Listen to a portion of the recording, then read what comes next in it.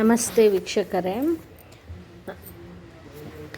ನೋಡಿ, ಕೃಷ್ಣ ಜನ್ಮಾಷ್ಟಮಿ 26ನೇ ತಾರೀಕು ಸೋಮವಾರ ತುಂಬ ವಿಶೇಷವಾದ ದಿನ. ಆ ದಿನ 888 ನಂಬರ್ ಬರುತ್ತೆ.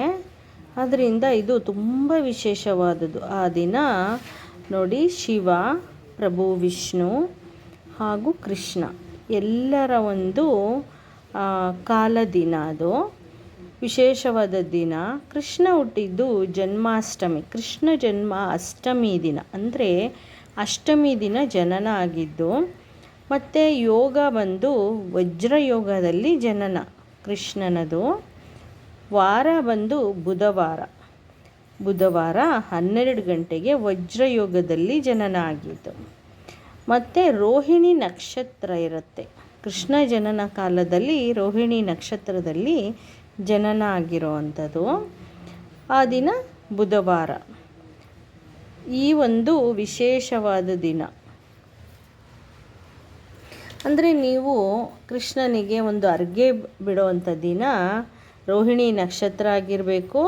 10:17ಕ್ಕೆ ರೋಹಿಣಿ ನಕ್ಷತ್ರ ಶುರು ಆಗುತ್ತೆ ನೈಟು. ಯಾವತ್ತು? ಸೋಮವಾರ ದಿನ ನೈಟು 10:17ಕ್ಕೆ ಕೃಷ್ಣ ಜನ್ಮಾಷ್ಟಮಿ ಶುರು ಆಗುತ್ತೆ. ಅಂದರೆ ರೋಹಿಣಿ ನಕ್ಷತ್ರ ಬರಬೇಕು. ಅಷ್ಟಮಿ ಬೆಳಗ್ಗೆನೇ ಶುರು ಇರುತ್ತೆ, ಆದರೆ ನಕ್ಷತ್ರ ಬರೋದು ಜನ್ಮಾಷ್ಟಮಿ ದಿನ ನೈಟ್ 10:17ಕ್ಕೆ. ಅದರಿಂದ ಆ ದಿನವೇ ನೈಟ್ 12 ಗಂಟೆಗೆ ಕೃಷ್ಣನ ಜನನ ಆಗಿದ್ದು. ಅರ್ಧರಾತ್ರಿಯಲ್ಲಿ ಕೃಷ್ಣನ ಒಂದು ಜನನ ಜನ್ಮಾಷ್ಟಮಿ ಶುರು ಆಗೋದು ನೋಡಿ. ಆ ದಿನ ಕೃಷ್ಣನದು 3:55ಕ್ಕೆ ಶುರು ಆಗುತ್ತೆ. 3:55ಕ್ಕೆ ಶುರು ಆಗುತ್ತೆ. ಅದರಿಂದ ನೀವು ಮಾರನೇ ದಿನವೂ ಇರುತ್ತೆ, ಅಂದರೆ 3:57 ಜನ್ಮಾಷ್ಟಮಿ ಶುರು ಆಗೋದು. ಮತ್ತು ಅರ್ಘ್ಯ ಎಲ್ಲ ಬಿಡೋದು ನೀವು 12 ಗಂಟೆಗೆ ಬಿಡಬೇಕಾಗತ್ತೆ. ನೆಕ್ಸ್ಟ್ ಡೇ ಮಂಗಳವಾರ ಕೂಡ 3:38 ಮಧ್ಯಾಹ್ನ PM ಕೃಷ್ಣ ಜನ್ಮಾಷ್ಟಮಿ ಆಚರಿಸ್ಬೋದು. ಆ ದಿನ ಕೂಡ ರೋಹಿಣಿ ನಕ್ಷತ್ರ 3:38 ಇರುತ್ತೆ.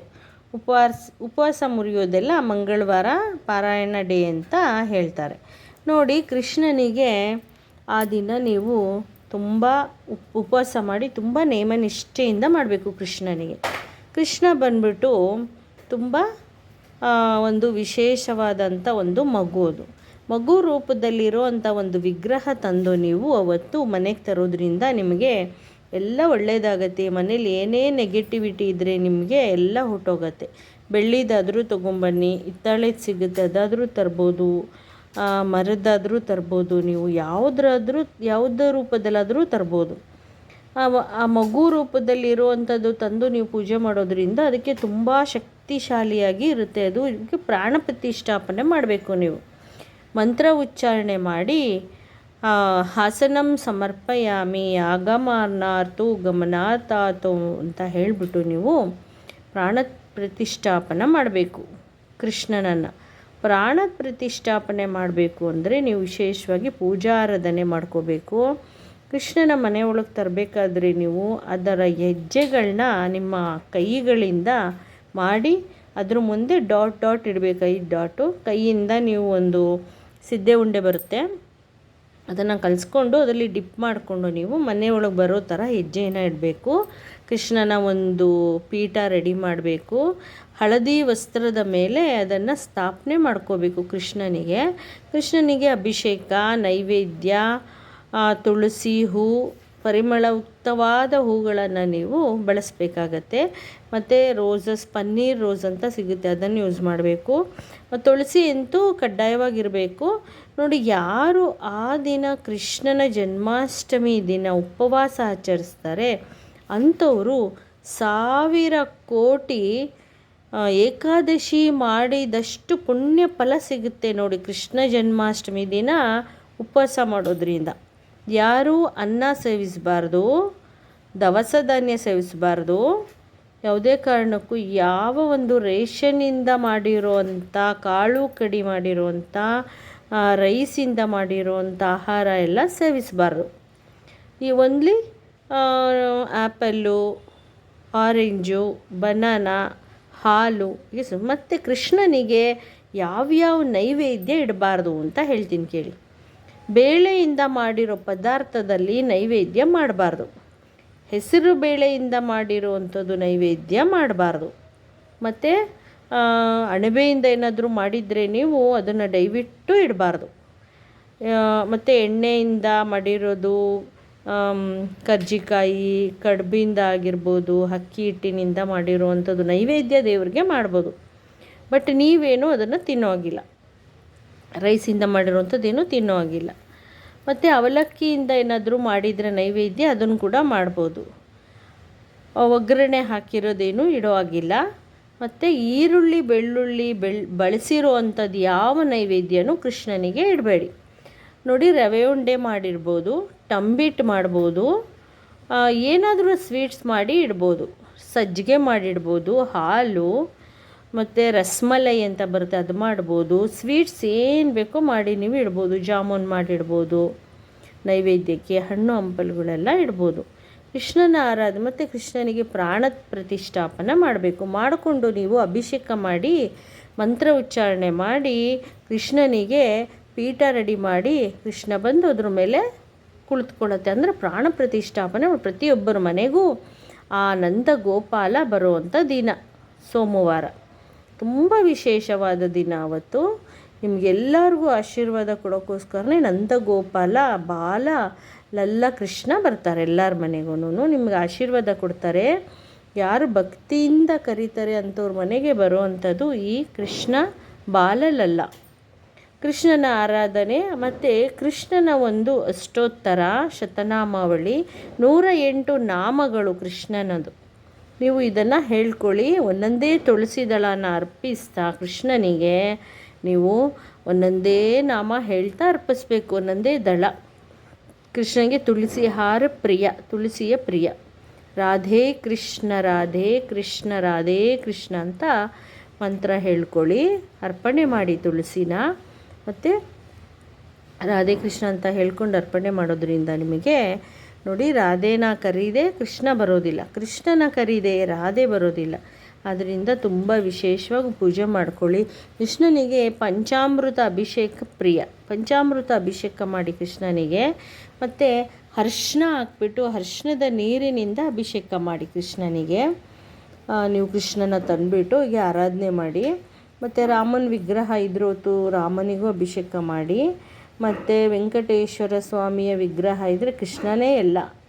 ಅದರಿಂದ ಈ ರೂಪ ಎಲ್ಲ ಕೃಷ್ಣನೇ. ಹಾಗೆ ನೀವು ಕೃಷ್ಣನಿಗೆ ಆರಾಧನೆ ಮಾಡಿ. ನೋಡಿ, ಕೃಷ್ಣನಿಗೆ ಬೇಡ್ಕೊಳ್ಳೋವಾಗ ನನಗೆ ಅದು ಕೊಡಪ್ಪ, ನನಗಿದ್ದು ಕೊಡು, ಮನೆ ಕೊಡು, ಕಾರ್ ಕೊಡು, ದುಡ್ಡು ಕೊಡು ಅಂತ ಎಲ್ಲ ಕೇಳಬಾರ್ದು. ಕೃಷ್ಣನಿಗೆ ನೀನು ಬಾರಪ್ಪ ಅಂತ ಕೇಳಬೇಕು. ಓ ನೀನು ಬೇಡ, ನಮಗೆ ಅದು ಕೊಡು ಇದು ಕೊಡು ಅಂತ ಕೇಳೋದಷ್ಟೇ ಅಲ್ಲ, ನೀನು ಬಾರಪ್ಪ ಅಂತ ಕೇಳಬೇಕು ಕೃಷ್ಣನಿಗೆ. ಕೃಷ್ಣ ಬಂದರೆ ಸಾಕು. ನಿಮಗೆ ಗೊತ್ತಿದೆ ಅಲ್ವಾ, ಇವನು ದುರ್ಯೋಧನ ಕೃಷ್ಣನ ಕರೆಯೋಕ್ಕೆ ಹೋದಾಗ ನನ್ನ ಸೈನ್ಯ ಬೇಕಾ, ನಾನು ಬರಬೇಕಾ ಅಂದಾಗೆ ನೀನು ಬೇಡ, ನೀನು ಸೈನ್ಯ ಕಳಿಸು ಅಂತ ಹೇಳ್ತಾನೆ. ಯಾರು? ದುರ್ಯೋಧನ. ಸೈನ್ಯ ತೊಗೊಂಡು ಏನು ಮಾಡ್ದ ಅವನು ಸೋತ. ಕೃಷ್ಣ ಪಾಂಡವರ ಕಡೆ ಕೃಷ್ಣ ಹೋಯಿತು, ಅವ್ರು ಗೆದ್ದರು. ಅದರಿಂದ ಕೃಷ್ಣನನ್ನು ನಾವು ಕರಿಬೇಕು. ಅದು ಕೊಡು ಇದು ಕೊಡು ಅಂತ ಕೇಳಿ. ಕೃಷ್ಣ ಬಂದರೆ ಎಲ್ಲ ಬಂದಂಗೆ ನಮ್ಮ ಹತ್ರ. ಈ ರೀತಿ ನೀವು ಭಕ್ತಿಯಿಂದ ಆರಾಧನೆ ಮಾಡ್ಕೊಳ್ಳಿ. ಮತ್ತು ನೈವೇದ್ಯಕ್ಕೆ ಹಣ್ಣು ಹಂಪಲು ಎಲ್ಲ ಇಡಿ, ಕೃಷ್ಣನ ಒಂದು ನಾಮಸ್ಮರಣೆ ಮಾಡಿ. ಮತ್ತು ನೋಡಿ, ತುಂಬ ಮಹಾಮಂತ್ರ ಒಂದು ಹೇಳ್ತೀನಿ ನೋಡಿ. ಈ ಮಹಾಮಂತ್ರನ ಕೃಷ್ಣನ ಜನ್ಮಾಷ್ಟಮಿಯ ದಿನ ನೀವು ನಿಮಗೆ ಎಷ್ಟು ಸಾಧ್ಯವಾಗುತ್ತೋ ಅಷ್ಟು ಸಾರಿ ಹೇಳ್ಕೊಳ್ಳಿ. ಮಂತ್ರ ಯಾವುದು ಅಂದರೆ ನಾನು ಹೇಳ್ತೀನಿ ನೋಡಿ. 1 ಮಾಲೆ ಆದರೆ ಹೇಳಿ, 2 ಮಾಲೆ ಹೇಳಿ, 3 ಮಾಲೆ ಹೇಳಿ. ನಿಮಗೆ ಕೃಷ್ಣನ ಆಶೀರ್ವಾದ ಸಿಗುತ್ತೆ. ಕೃಷ್ಣನ ಒಂದು ಶಕ್ತಿ ನಿಮಗೆ ಸಿಗುತ್ತೆ. ಮಹಾಲಕ್ಷ್ಮಿಯ ಅನುಗ್ರಹ ಆಗುತ್ತೆ ನೋಡಿ. ಕೃಷ್ಣನ ಕರಿಬೇಕು ನೀವು. ಜೊತೆಗೆ ರಾಧೇ ಕೃಷ್ಣ ರಾಧೇ ಕೃಷ್ಣ ರಾಧೇ ಕೃಷ್ಣ ಅಂತ ಹೇಳ್ಕೊಳ್ಳಿ. ನೋಡಿ, ಮಹಾಮಂತ್ರ ಒಂದು ಹೇಳ್ತೀನಿ. ಹರೇ ಕೃಷ್ಣ ಕೃಷ್ಣ ಕೃಷ್ಣ ಹರೇ ಹರೇ, ಹರೇ ರಾಮ ರಾಮ ರಾಮ ಹರೇ ಹರೇ. ಇದನ್ನು ನೀವು ಮನೆಯಲ್ಲಿ ಪ್ರತಿಯೊಬ್ಬರೂ ಕೂಡ ಈ ಮಂತ್ರನ ಹೇಳಿ. ನಿಮಗೆ ಯಾವುದೇ ರೀತಿ ರೋಗ ರುಜಿನಗಳು ಮನೆಯಲ್ಲಿ ಸಂಕಷ್ಟ ಆಗಲಿ ಏನೇ ಸಂಕಷ್ಟ ಬಂದರೂ ನಿಮಗೆ ಬೇಗ ಹೊರ್ಟೋಗತ್ತೆ. ಏನೇ ಹುಷಾರಿಲ್ಲ ಅಂದರೂ ಅಷ್ಟೇ ಕೃಷ್ಣನ ನಾಮಸ್ಮರಣೆ ಮಾಡಿ, ಆ ಕಷ್ಟ ಎಲ್ಲ ಹೋಗುತ್ತೆ. ನಿಮಗೆ ಕೃಷ್ಣನ ರೂಪದಲ್ಲೇ ಯಾರಾದರೂ ಬಂದು ಹೆಲ್ಪ್ ಮಾಡ್ತಾರೆ. ಅದೇ ಕೃಷ್ಣ ಅಂತ ಹೇಳ್ಕೊಳ್ಳಿ. ಮತ್ತು ಈಗ ನಾನು ಹೇಳ್ಕೊಟ್ನಲ್ಲ ಮಹಾಮಂತ್ರ ಹರೇ ಕೃಷ್ಣ ಹರೇ ರಾಮ, ಇದನ್ನು ನೀವು ಒಂದು ಮಾಲ ಹೇಳಿ ನೈಟು ಕೃಷ್ಣನಿಗೆ ನೀವು ಅರ್ಗೆ ಕೊಡಬೇಕು. ಮತ್ತು ನೈಟು ತೆಂಗಿನಕಾಯಿ ಹೊಡೆದು ನೀವು ಆ ತೆಂಗಿನ ಚಿಪ್ಪಲ್ಲಿ ಕೃಷ್ಣನನ್ನು ಕಾಣಬೇಕು. ನೀವು ನೋಡಿ, ಚಂದ್ರ ಬರಬೇಕಾದ್ರೆ ಹೇಗೆ ಇರುತ್ತೆ, ಆ ದಿನ ಬುಧವಾರ ಹುಟ್ಟಿದಾಗ ಕೃಷ್ಣ ಬಂದ್ಬಿಟ್ಟು ಚಂದ್ರನ ಆಕಾರ ಅದರೊಳಗೆ ಕೃಷ್ಣ ಕಾಣ್ತಾ ಇರುತ್ತೆ. ಆ ರೀತಿ ನೀವು ತೆಂಗಿನ ಚುಪ್ಪಲ್ಲಿ ಕೃಷ್ಣನಿಟ್ಟುಬಿಟ್ಟು ಆರಾಧನೆ ಮಾಡಬೇಕು. ಅಂದರೆ ಅದರೊಳಗೆ ತೆಂಗಿನಕಾಯಿ ಇರುತ್ತಲ್ಲ, ಅದ್ರ ಮಧ್ಯೆ ಕೃಷ್ಣನ ಒಂದು ಬಾಲಗೋಪಾಲನ ವಿಗ್ರಹ ಇಟ್ಬಿಟ್ಟು ಆರಾಧನೆ ಮಾಡ್ಕೊಳ್ಳಿ. ಮತ್ತು ಕೃಷ್ಣನಿಗೆ ಗಂಧ ಅಂದರೆ ತುಂಬ ಪ್ರಿಯ. ಗಂಧದ ಲೇಪನ ಮಾಡಿ ಅರಿಶಿನ ಕುಂಕುಮ ಅದರ ಮೇಲಿಡಿ, ಹಾಲಿನ ಅಭಿಷೇಕ ಎಲ್ಲ ಮಾಡ್ಕೊಳ್ಳಿ. ಮತ್ತು ಕೃಷ್ಣನ ಆರಾಧನೆ ಮಾಡೋದ್ರಿಂದ ಪ್ರತಿಯೊಬ್ಬರಿಗೂ ಆಯುಷ್ಯು, ಆರೋಗ್ಯ, ಐಶ್ವರ್ಯ, ಅಭಿವೃದ್ಧಿ ಸಿಗುತ್ತೆ. ನಿಮ್ಮ ಮಕ್ಕಳಿಗೆಲ್ಲ ಚೆನ್ನಾಗಿ ಅಭಿವೃದ್ಧಿ ಆಗುತ್ತೆ, ನಿಮಗೂ ಅಷ್ಟೇ, ನಿಮ್ಮ ಕುಟುಂಬಕ್ಕೂ ಅಷ್ಟೇ. ಮತ್ತು ವೀಕ್ಷಕರೇ, ನಾನು ನೆಕ್ಸ್ಟ್ ವಿಡಿಯೋಲಿ ಸಿಗ್ತೀನಿ. ನಿಮಗೆಲ್ಲ ಒಳ್ಳೆಯದಾಗಲಿ, ನನಗೂ ಒಳ್ಳೆಯದಾಗಲಿ. ಮತ್ತು ನನ್ನ ಚಾನಲ್ನ ಸಬ್ಸ್ಕ್ರೈಬ್ ಮಾಡಿ, ಲೈಕ್ ಮಾಡಿ, ಶೇರ್ ಮಾಡಿ. ಮತ್ತು ಒಳ್ಳೆಯ ವಿಡಿಯೋ ತೊಗೊಂಡು ನಿಮಗೆ ಮళ్ళీ ಬರ್ತೀನಿ ನಾನು. ನಮಸ್ತೆ.